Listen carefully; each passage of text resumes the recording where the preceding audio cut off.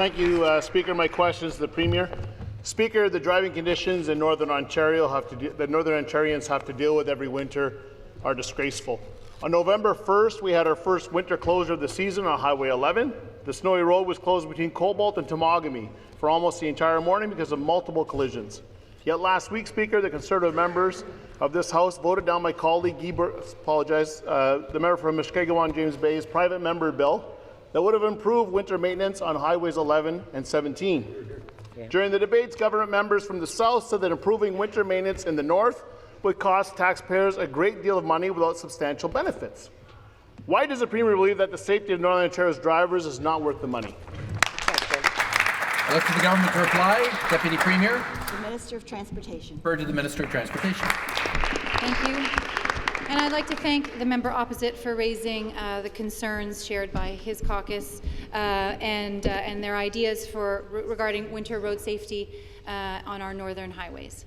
I think all of us, Mr. Speaker, in this House share those goals of maintaining Ontario's roads among the safest in North America, in the south and in the north. And that's why we have some of the highest standards in North America for road safety and for highway maintenance.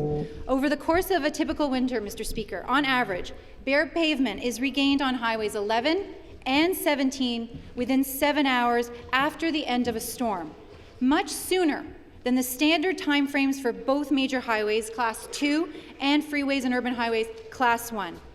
Over the past few years, the Ministry has worked very hard to continue to enhance the quality of service on our northern highways and roads to ensure that they also are among the safest in North America. And we have done that, Mr. Speaker. We are committed to ensuring the safety and highway maintenance. Very much. Supplementary question. Thank you, Speaker. Back to the Premier. We may have some, but we don't have all. And I think 7 to 8 hours after a storm means a lot different in the north than it is in the south. Frankly, I'm appalled to hear the minister opposite defend a position that simply puts the lives of children, families, and workers at risk.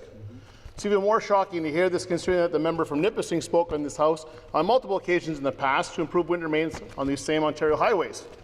When the northern member from Nipissing was in the opposition, he said, and I'm quoting here, "Constituents and municipalities want the Minister of Transportation to undertake the evaluation and potential reclassification of all provincial highways to ensure adequate road maintenance."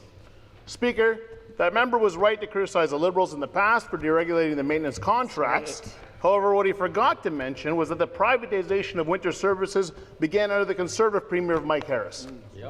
Speaker, why does this government think that Northern Ontarians should drive on poorly maintained roads and risk their lives every single winter? Good question, Minister of Transportation to respond.